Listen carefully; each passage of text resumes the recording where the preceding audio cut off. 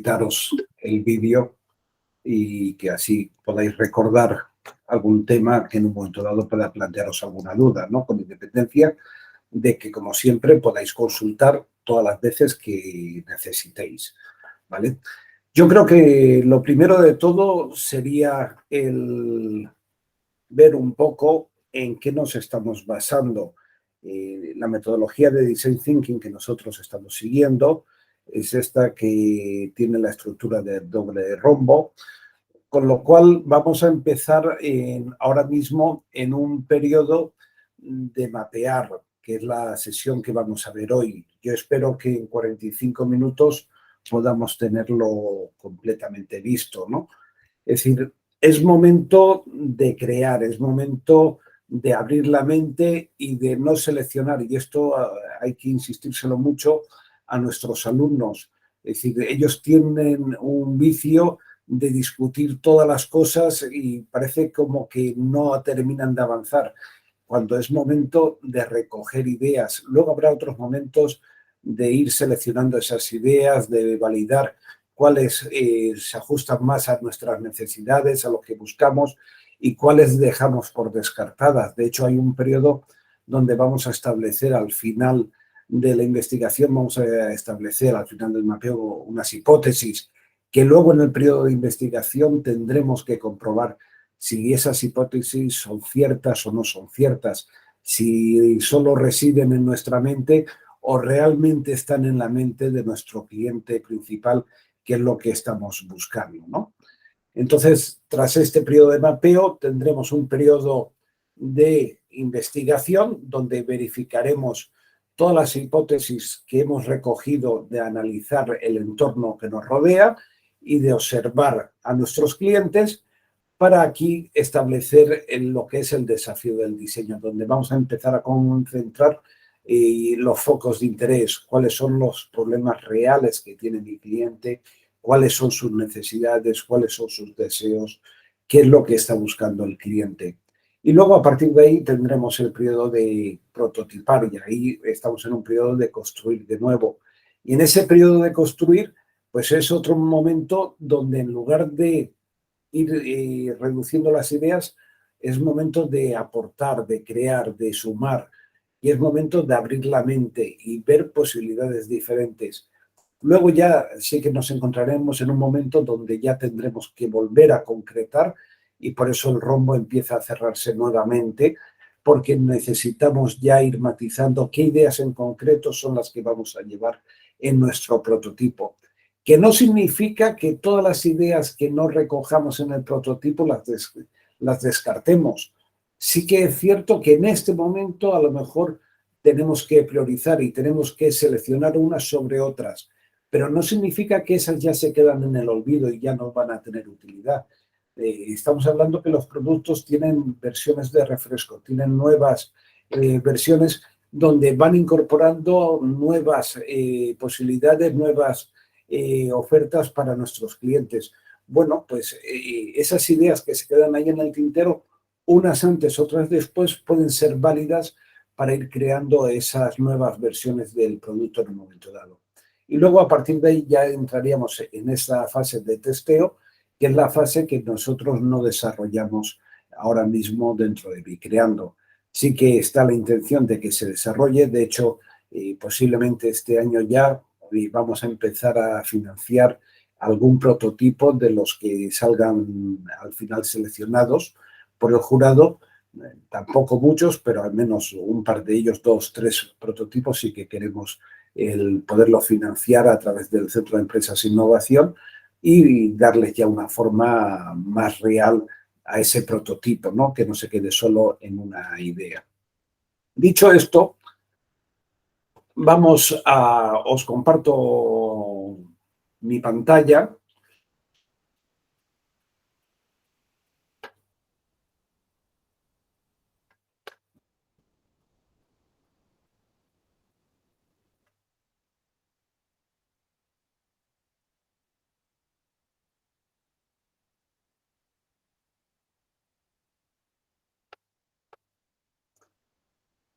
Bueno, estamos en la fase de mapeo. Esta presentación la vais a tener disponible porque os he vinculado todos los vídeos que hay ahora mismo disponibles para que podáis reverlos las veces que necesitéis, ¿no?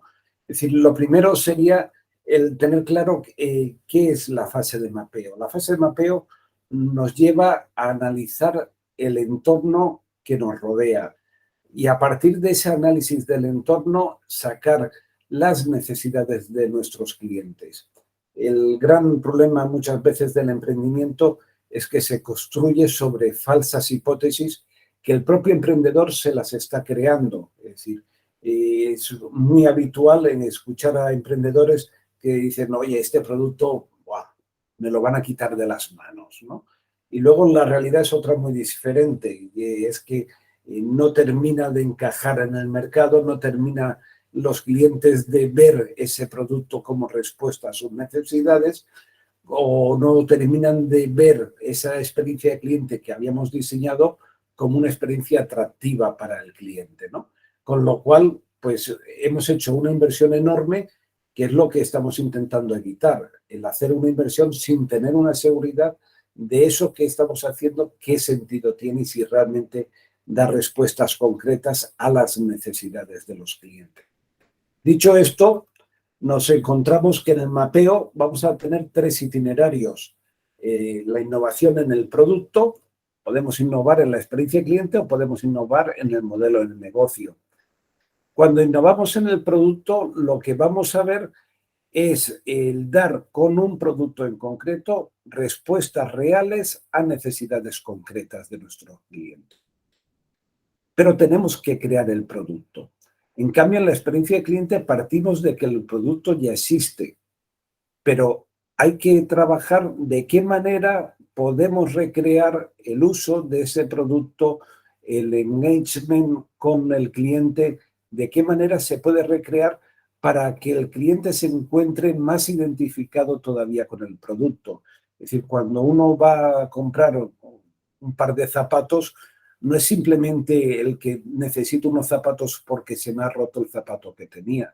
Posiblemente tenga en el armario muchos más zapatos, pero estoy buscando algo diferente, algo que satisfaga unas necesidades, y además todo esto lo voy a rodear de toda una experiencia de cliente. Es decir, cuando desde el empacaje del producto hasta cómo actúo con el cliente, cómo se siente el cliente dentro del entorno comercial, ¿no? Es decir, todo esto lo hacemos una experiencia de cliente. Al final, uno cuando sale satisfecho de un comercio, sale satisfecho no solo por el producto, sino también por toda la experiencia que ha vivido a la hora de comprar ese producto, que hace que tanto lo que es el establecimiento como es el trato de los dependientes, como es la ambientación, todo se convierta en una experiencia que tenemos que intentar que resulte lo más atractiva posible para que el cliente se sienta cómodo y se sienta identificado. Y por último, tenemos el modelo de negocio. Es decir, hay veces que tenemos el producto, tenemos la experiencia de cliente, pero queremos rentabilizar esa inversión que hemos hecho de un modo diferente.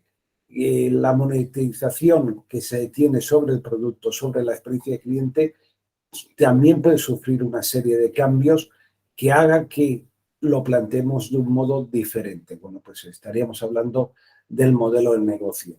El problema del modelo de negocio es que tenemos que partir en muchos casos de crear a este nivel nuestro todavía el producto o la experiencia de cliente, salvo que cojamos algo que ya esté hecho y entonces sí que lo recreemos, ¿no?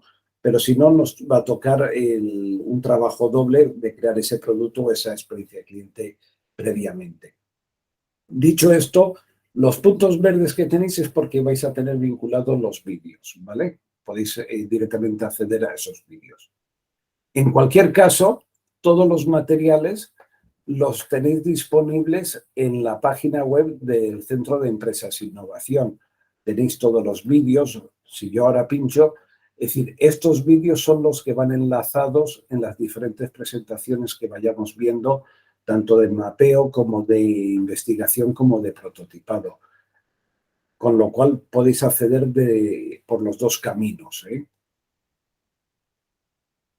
Puestos a innovar en producto, pues nos gustaría muchas veces hacer más fichas de las que realmente nos da tiempo a hacer, ¿no? Y nos gustaría asegurarnos mucho más y profundizar mucho más. Pero lo cierto es que tenemos las horas que tenemos disponibles. Y bueno, pues hoy porque no está Carmen, ¿no? Si no, os repetiría una y mil veces lo de Carlos, como es rico en horas, pues él puede hacer muchas más fichas que no ella, que a lo mejor tienen una asignatura solo 2 horas a la semana, ¿no? Pues bueno, pues evidentemente en función de las horas, en función de la programación que tengamos cada uno de aula, pues vamos a poder desarrollar más fichas o menos. Sí que es cierto que para innovar en producto hay algunas fichas que son imprescindibles. Luego podremos ampliarlo más, pero hay algunas que por fuerza tenemos que desarrollar, ¿no? La primera de ellas, el Stakeholder Map. El Stakeholder Map es la primera por un motivo muy sencillo, porque necesitamos focalizar quién es nuestro cliente principal. Es decir, si diseñamos un producto y ese producto, muchas veces, mi experiencia con mis alumnos, dicen, ¿a quién se lo vas a vender? Yo a todo el mundo. Cierto, pero a todo el mundo no se lo puedes vender. Es decir, un producto no te vale para un chaval de 16 años y para una persona de 57 años. ¿Por qué? Porque son necesidades diferentes, porque son formas de entender el entorno de un modo completamente diferente y además se sienten realizados de una forma muy diferente, ¿no? Entonces, nos tenemos que focalizar en quién es nuestro cliente principal. Claro, segunda respuesta que me dan habitualmente, jóvenes. Claro, jóvenes estamos hablando de 16 años, de 25 años o de 28 años. Resulta que cuando a ellos les haces ver, tú vas al mismo sitio que una persona que tenga 5 años menos que tú, no, que va, es decir, son mañacos, no me gusta ese ambiente. Y vas a un sitio donde vayan jóvenes con 6 7 años más que tú, no, porque eso ya están pasados. Es decir, realmente se dan cuenta que cuando ellos dicen jóvenes, lo dicen como una solución fácil, pero realmente dentro de jóvenes habrá que focalizar exactamente a qué tipo de joven nos queremos dirigir. O si estamos hablando trabajadores, qué tipo de trabajador queremos realmente que sea nuestro cliente principal. Que puede ser una persona o puede ser una entidad, una empresa, ¿eh? Es decir, no puede ser siempre que sea el cliente final. Muchas veces lo vamos a focalizar sobre un tipo de empresa determinada. Bueno, ¿dónde está la importancia del stakeholder? Que además de focalizar quién es nuestro cliente principal, vamos a tener que marcar otros clientes que son complementarios.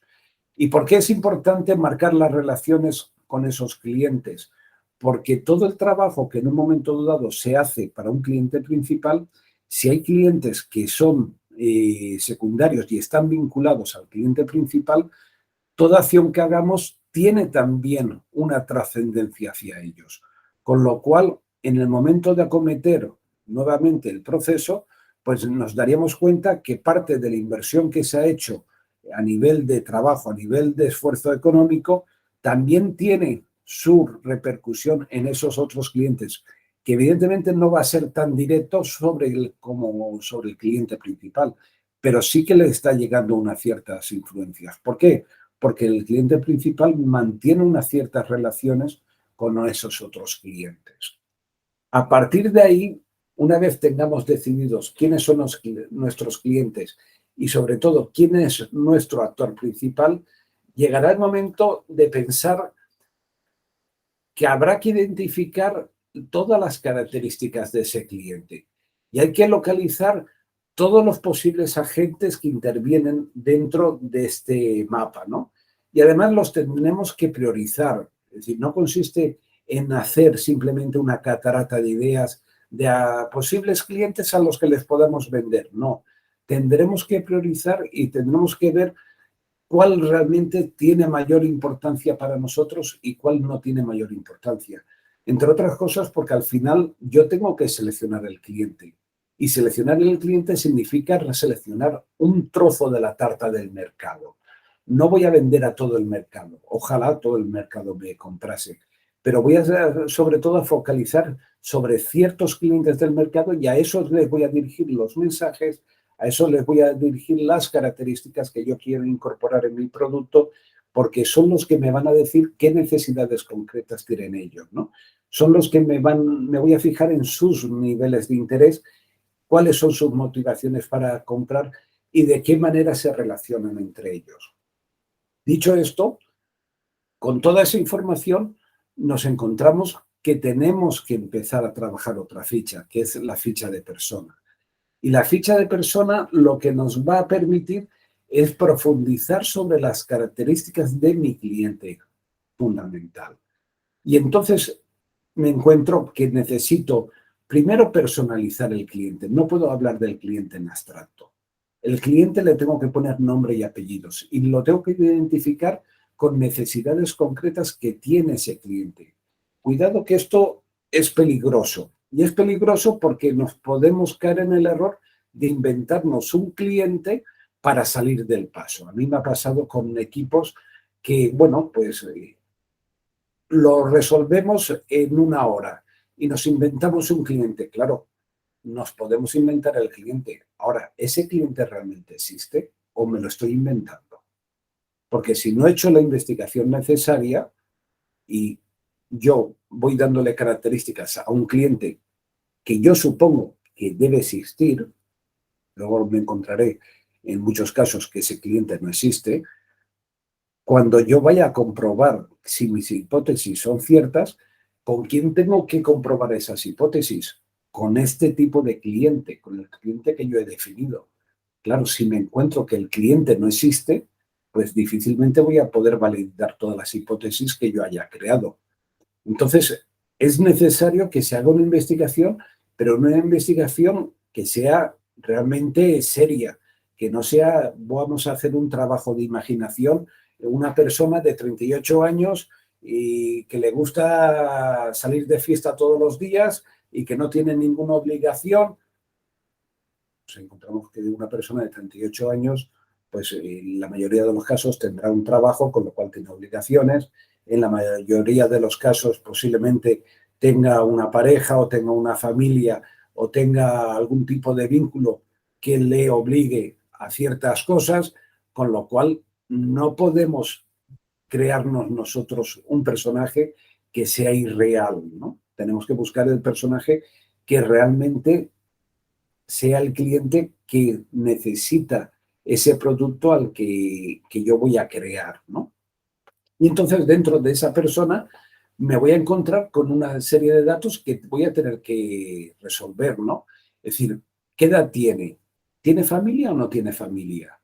¿Cuál es su trabajo? Porque todo esto me está dando información sobre los gustos, sobre los intereses, sobre las inquietudes y sobre los problemas que tiene el cliente, ¿no? ¿Cuál es su nivel cultural? No puede ser lo mismo un cliente de un nivel cultural medio que un nivel cultural bajo, que no es ni mejor ni peor. Cuidado, que estamos hablando de clientes y puedo crear un cliente para un tipo de cliente de un nivel cultural bajo y para mí será maravilloso ese cliente. Pero claro, si lo que creo, imaginaros, un producto para fomentar la lectura y resulta que estamos trabajando con clientes de un nivel cultural muy bajo, pues la demanda lógicamente va a estar muy reducida, ¿no? Entonces tendremos que adecuar nuestro producto a este tipo de cliente, ¿no? ¿Con quién tiene confianza? ¿Cómo se relaciona con las personas? ¿Con qué grupos de amistad? ¿Con qué grupos de interés se relaciona? Y a partir de ahí vemos también otro apartado, el momento, el escenario. Es decir, ¿cuál es el momento, el escenario donde le situamos a este cliente, donde tiene la necesidad? ¿Cuándo necesitará ese producto que nosotros estamos buscando? ¿Lo estamos pensando en ese cliente para su tiempo libre? ¿Estamos pensando para su tiempo de trabajo? ¿Estamos pensando cuando esté de viaje? ¿Estamos pensando cuando esté en su casa? ¿Cuándo estamos pensando? Y ahí nos va a dar otra serie de informaciones. Y por último, ¿qué necesidades y qué motivaciones tienen mis clientes? Es decir, realmente, ¿qué le mueve a ese cliente? ¿Qué está buscando?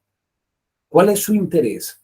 ¿Qué necesita? Es decir, todo esto tenemos que ir reflexionándolo y tenemos que ir buscando y tenemos que ir comparando unos clientes con otros para poder al final dilucidar realmente dónde están los focos de interés, dónde están los problemas. ¿Cuándo tiene mi cliente la necesidad de un producto determinado? ¿Qué carencias tiene? Bueno, pues me encuentro que esta mañana, por ejemplo, trabajando con un grupo de alumnos míos, me decían, no, vamos a crear un producto para gente que está trabajando y que no le da tiempo a volver a su casa a comer, ¿no? Bueno, pues habrá que pensar qué interés tiene esa persona, porque a lo mejor uno puede pensar, bueno, pues se lleva la comida de casa. Pues sí, puede ser una opción. Ahora, también puede estar la opción del comedor de la empresa. También puede estar, y ahí salen nuevas posibilidades, ¿no? Es decir, ¿de qué manera podemos dar de comer a ciertos trabajadores o estudiantes dentro de un ámbito universitario o en un ámbito colegial si no tenemos un comedor? Pues a lo mejor algún tipo de comida a domicilio, y esa comida a domicilio habrá que hacer un planteamiento completamente diferente. No es como el que va a comprar el menú del día hoy y me lo llevo a casa y me lo como. Es decir, estoy en un ambiente de trabajo, en un ambiente de clases, pues bueno, pues entiendo de que hay otras necesidades diferentes, ¿no? Entonces, tenemos que llegar a situarnos en el pellejo de esta persona para ver exactamente cuáles son sus necesidades, cuáles son sus motivaciones, por qué está buscando algo, por qué se siente insatisfecho y no consigue resolver el problema que tiene y, bueno, pues busca un apaño, pero ese apaño no es la solución ideal que le gustaría, ¿no? A partir de ahí, nos encontraríamos con el diagnóstico de la industria, que sería la tercera ficha, es decir, cuando yo trabajo un producto determinado, ¿quiénes serían mis proveedores? A lo mejor yo no voy a hacerlo todo. A lo mejor yo no voy a fabricar el producto desde el principio. Pero ¿qué proveedores necesitarían? ¿Qué tipo de alianzas me harían falta? ¿No? ¿Quiénes son esos clientes compradores de mi producto? ¿Con quién voy a competir? ¿Quién está haciendo lo mismo que yo? Pero también, además de competir con el que hace lo mismo que yo, también el cliente puede buscar una serie de ofertas sustitutivas. ¿Con qué ofertas sustitutivas el cliente está solucionando el problema? Porque a lo mejor hay ciertas características de esas ofertas sustitutivas que yo puedo incorporar también dentro de la oferta que haga de producto nuevo, ¿no? Es decir, hay que ver. Y luego hay otro elemento que es importante, que son los participantes. Los participantes son aquellos que no están todavía en el mercado, pero de una forma inmediata pueden situarse dentro del mercado. Están un poco en una segunda línea, pero esa segunda línea se puede convertir en un competidor en cualquier momento, ¿no?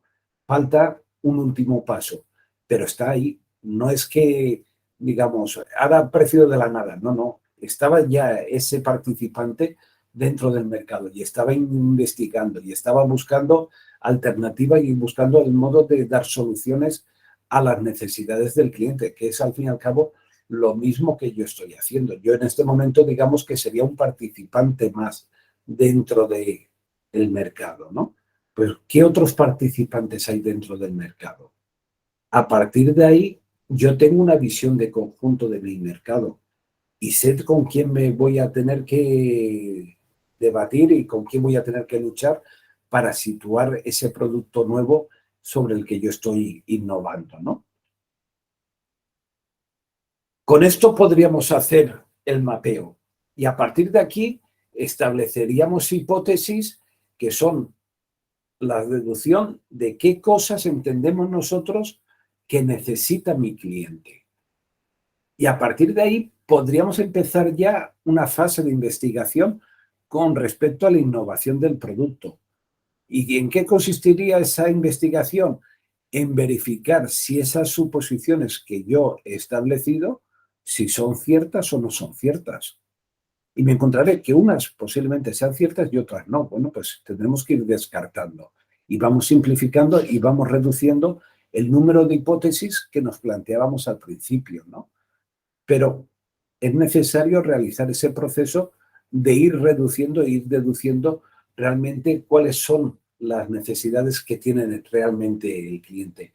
Pero esto entraría dentro de la segunda fase, la fase de investigación, que no es el momento en este momento, ¿no? Podemos, además de esa innovación en producto, entrar en una innovación en la experiencia de cliente. Y hay parte del trabajo que lo tendríamos hecho, el stakeholder o la ficha de persona, nos vale idénticamente para desarrollar una experiencia de cliente. Tengo que seleccionar yo a quién me voy a dirigir y qué características tienen esos clientes. Pero claro, luego tendríamos que desarrollar otra serie de fichas. Una, el Customer Journey. Es decir, si yo voy a diseñar una experiencia de cliente, tendré que, en algún momento que definir cómo quiero que sea esa experiencia de cliente.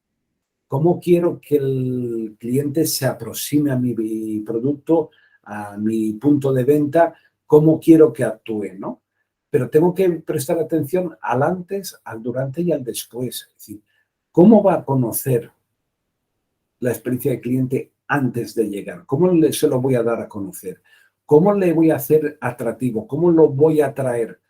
En el fondo estamos creando un embudo de conversión, es decir, de todo el mercado, ¿cómo lo hago atractivo para que se sitúe el cliente ante la posibilidad de poder consumir un producto o un servicio que le estoy prestando, ¿no?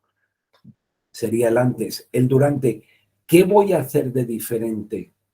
¿En qué me quiero diferenciar yo cuando el cliente ya ha entrado en contacto? Y entonces tengo que definir cómo quiero hacer esa experiencia de cliente, porque si voy a hacer lo mismo que hacen otros, pues aquí no estoy innovando nada, estoy replicando una experiencia de cliente. Cuando yo lo que estoy buscando es ofrecerle algo más, algo diferente.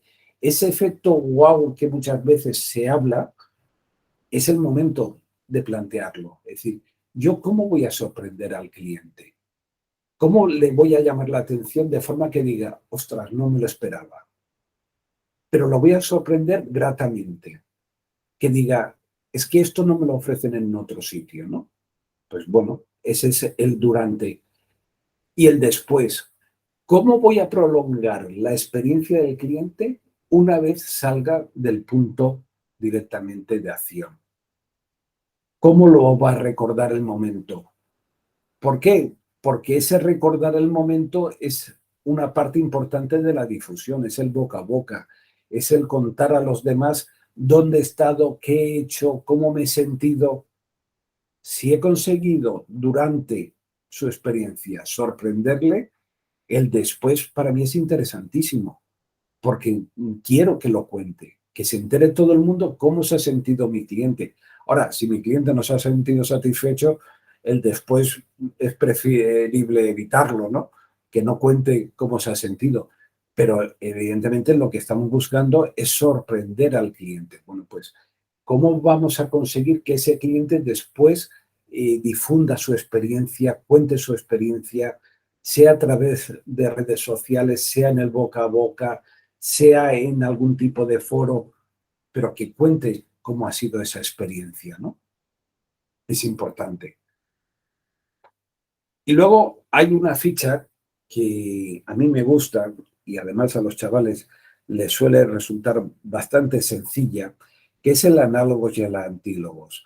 Es decir, yo cómo quiero ser, qué características yo quiero tener en esta experiencia de cliente que voy a diseñar y cómo no quiero ser.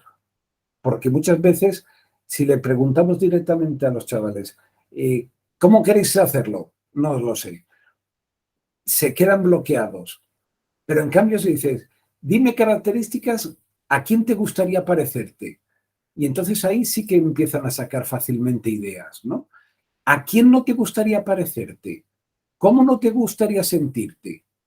Pues no me gustaría sentirme utilizado, ¿no? Pero sentirte utilizado como qué. Y empiezan ya a focalizar y se dan cuenta de que hay experiencias positivas dentro del mercado y experiencias no tan positivas, ¿no? Pues bueno, que hagan una recopilación de eso de que cómo les gustaría ser y cómo no les gustaría ser, porque les va a marcar ciertos límites a la hora de hacer su propuesta. Es decir, si no quiero ser esto, pues evidentemente no puedo caer en ese defecto. Enseñarlo de otro modo para que mis clientes no se sientan así, ¿no? Con esto tendríamos diseñada lo que es la experiencia del cliente, ¿vale? Una tercera vía, el modelo de negocio. Y nos encontramos que tenemos las fichas de mapeo, nos encontramos que tenemos las fichas de la experiencia de cliente, pero al final, ¿cómo lo vamos a monetizar? ¿Cómo vamos a hacer que esto sea un negocio y que realmente haya alguien dispuesto a pagar por ese negocio, ¿no? Y entonces nos encontramos que hay dos fichas más que nos van a dar ciertas diferencias importantes. Una, el 5 porqués. El 5 porqués es la misma experiencia que cuando cogéis a un crío pequeño y empieza a preguntaros, ¿y por qué? Y tú le das una respuesta y automáticamente el chaval te dice, sí, pero ¿por qué? Y parece como que no entiende. Y realmente en el fondo sí que están entendiendo. Lo que pasa es que les estamos hablando de conceptos tremendamente abstractos para ellos. Entonces necesitan que se los concretemos más. Pues este es el 5 porqués. Es decir, ¿y por qué? Y sobre la respuesta me pregunto, ¿y por qué de esto? Y sobre la respuesta me vuelvo a preguntar, ¿y por qué? Y me estoy preguntando por qué es hasta que llegue al punto que diga, bueno, es que esto ya es así, no hay un por qué, ¿no? Bueno, pero hemos hecho todo un recorrido que nos ha servido para ir buscando cuáles son los motivos de fondo que sirven para argumentar una propuesta que nosotros estamos ofreciendo. A partir de todos los porqués, tengo que llegar a una conclusión. ¿A qué conclusión llego? Y me encuentro que de las respuestas de los primeros porqués son mucho más livianas que no las respuestas de los últimos.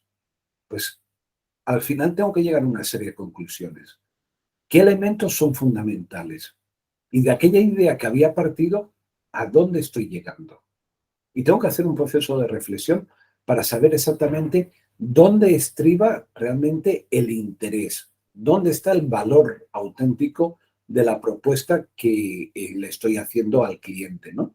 ¿Por qué el cliente va a valorar de un modo especial esto? No es la primera impresión, sino es eso que le llega al fondo, que realmente le incumbe, le atañe y le toca ya la fibra sensible, ¿no? Tanto como para, en un momento dado, estar dispuesto a pagar. Y luego hay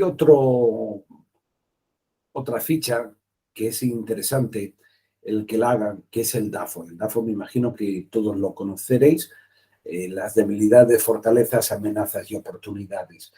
Y esas debilidades que yo en principio analizo que tengo a la hora de ofrecer un producto, un servicio, una experiencia, desarrollar un negocio, ¿qué tengo que hacer para convertirlo en una fortaleza? ¿Qué cosas tengo que cambiar? ¿En quién me tengo que apoyar? Y me va a dar una serie de pautas que son especialmente interesantes.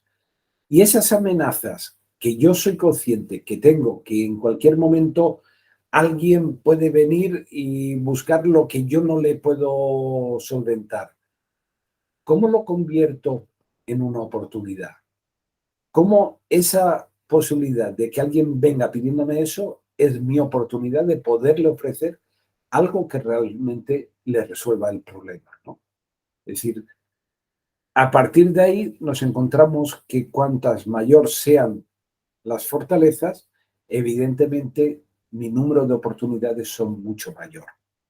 Y esto es todo un juego de vasos comunicantes. Y tendremos que llegar a analizar con toda la información que ya tenemos cómo son esas fortalezas y esas oportunidades. Y evidentemente atender las debilidades y las amenazas, porque si no, nuestro negocio se va abajo rápidamente, es muy endeble. Pero tendremos que buscar respuestas concretas. Es decir, si yo quiero mi producto comercializarlo a nivel internacional, pues primer problema que tengo, ¿quién domina idiomas? ¿Cómo voy a solucionarlo? ¿De qué manera voy a poder atender a los clientes que me lo pidan? Es decir, todas estas respuestas tengo que darlas, ¿no? Entonces, a partir de ahí nos encontramos que pueden empezar a sacar hipótesis, ¿vale? Con esto tendríamos la parte del modelo de negocio, ¿vale? Tenemos 3 recorridos: producto, experiencia de cliente, modelo de negocio. Para aquellos que están trabajando en desafíos, que son alumnos de cuarto de la ESO, primero de grado medio y algunos de grado superior, de primero de grado superior, que también pueden trabajar desafíos, nos encontramos que el desafío, parte del mapeo ya viene dado. ¿Por qué?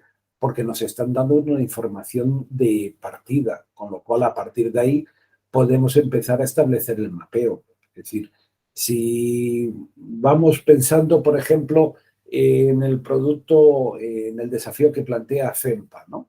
Es decir, de establecer un punto de recarga de móviles. ¿A quién le puede interesar un punto de recarga de móviles? A un particular difícilmente va a tener interés en recargar 100 móviles. Lógicamente me va a llevar a una visión más de empresa, que organice eventos, que organice grandes concentraciones o que tenga que albergar en algún momento dado grandes concentraciones de gente. Pues lógicamente ya me está matizando parte del mapeo, ¿no? Es decir, si lo que busco es que estén en varios días en eventos, pues lógicamente el perfil de mi cliente principal tiene que ir vinculado a experiencias que duren 5, 6, 7 días. No me valen experiencias de un día, ¿no? Si me voy por otra parte a la experiencia al desafío de Costa Blanca, pues alguien puede atenderlo, y además Costa Blanca, si no recuerdo mal, lo plantea de forma independiente como producto, experiencia de cliente o modelo de negocio, ¿no? A diferencia de FEMPA, que solo marcaba producto. Pues bueno, es decir, yo ese desafío que me lanza el Patronato de Turismo Costa Blanca, puedo crear un producto específico sobre el turismo de salud, sobre turismo de bienestar, donde intervengan diferentes entidades, pues perfectamente. Es decir, hace unos días había en la Alfaz del Pi, no, en la Nucia era, un evento sobre turismo deportivo. Y hablando con el alcalde de la Nucia, decía, nosotros al principio pagábamos porque viniera la gente a desarrollar experiencias deportivas aquí en la Nucia. Y actualmente estamos cobrando porque vengan. Es decir, ha empezado ya a funcionar ese modelo de negocio. Ya la gente selecciona la Nucia como un lugar adecuado para desarrollar ciertas actividades deportivas, ¿no? Pues bueno, es decir, puede ser un producto, puede ser toda una experiencia de cliente de una población que se vuelca hacia un tipo de turismo. Imaginemos, traslado a la provincia de Murcia, ¿no?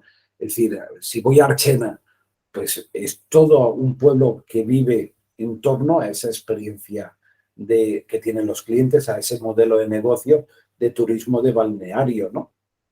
Y esto me condiciona las ofertas y me condiciona todo el negocio que se desarrolla en torno, alrededor de los balnearios. Es decir, ofrece diferentes posibilidades, ¿no? Es decir, pero hay que entrar en el fondo de cada uno de los desafíos. Yo a mis alumnos les digo, no basta con leer el desafío, analizar el desafío. ¿Qué os cuenta entre líneas el desafío? Porque hay cosas que las tienes que empezar a deducir tú. No te las van a decir claramente, pero realmente es un interés, ¿no? Es decir, por ejemplo, cuando habla el patronato de diferentes agentes, ¿por qué habla el patronato de diferentes agentes? Pues porque lógicamente tiene una repercusión, cualquier acción que se haga donde intervengan oficinas de turismo local, junto con el patronato, junto con ayuntamientos, junto con entidades privadas, pues el empuje y la fuerza que tiene esa respuesta es mucho mayor que no un planteamiento que se lance directamente desde el patronato, ¿no? Entonces, por eso buscan el tema de los agentes. Es decir, hay que un poco buscar dentro del desafío qué información realmente nos está dando y cuál es el interés que tiene el patronato en que se pueda desarrollar una respuesta a ese desafío. Y si me voy, por ejemplo, al desafío de reciclaje de juguete, calzado y textil, nos encontramos que ya en el planteamiento están marcando unas pautas de cómo está cambiando la legislación y a qué les va a obligar en los próximos años. Es decir, ahora mismo están reciclando un 5% y necesitan pasar a un 12-13% en los próximos 3 años.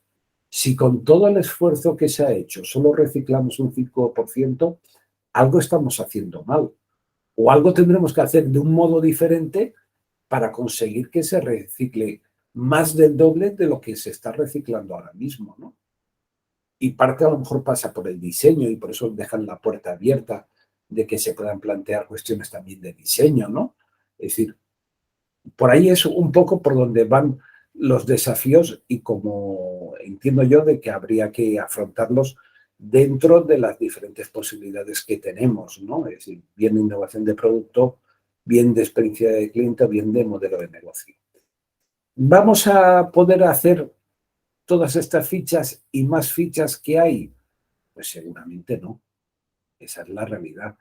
Pero sí que es cierto que el que sea el primer año que participa, pues con estas fichas ya puede empezar a funcionar y puede empezar a hacer un trabajo más o menos metodológico.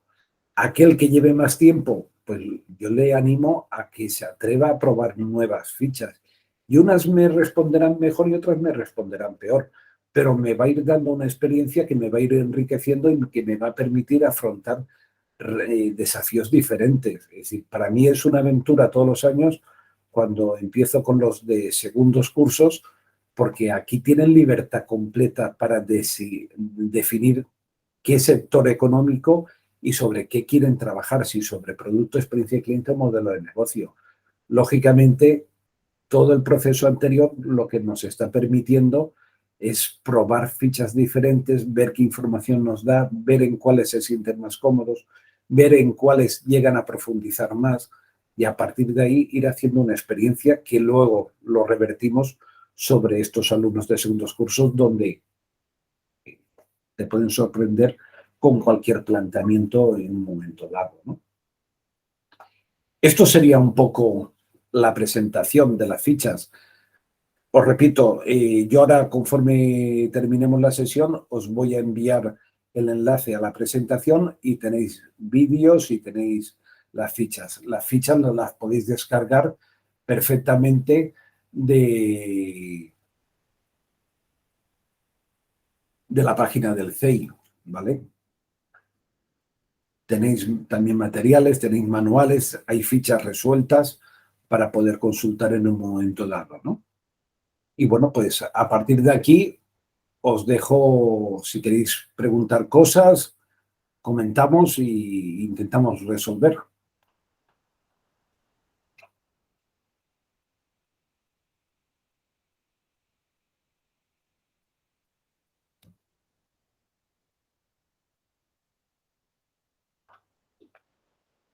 ¿Hay alguna pregunta? ¿Dudas? Pues por mi parte, nada más. Es decir, os había dicho 3 cuartos de hora, nos hemos ido un poquito más, ¿vale? Cualquier cosa, cualquier duda, cualquier inquietud, si queréis luego por correo electrónico o por WhatsApp me lo enviáis y vemos de ir resolviendo dudas que puedan surgir, ¿vale? Muchas gracias, Carlos. Pues nada más. Gracias a vosotros. Carlos, gracias. Nos vemos. Hasta luego. Gracias, hasta luego. Hasta luego. Gracias.